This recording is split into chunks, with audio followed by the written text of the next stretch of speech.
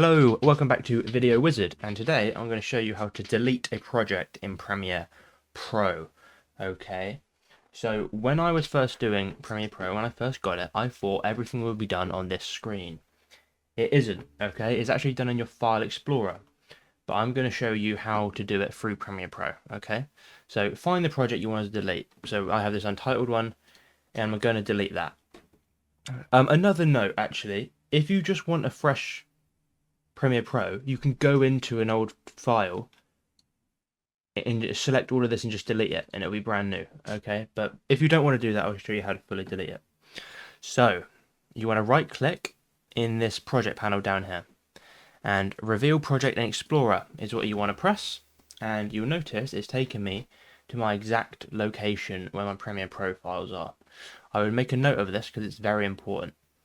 Now, File Explorer is going to stay there. So let's minimize it now. We know where it is, and you want to close down Premiere Pro. Okay, I don't want to save any changes.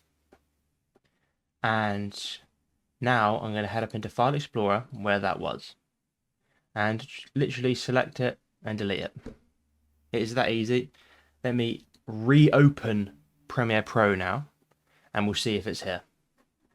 And as it loads, we have no project. That is how you do it. Thank you very much for watching. Have a great rest of your day.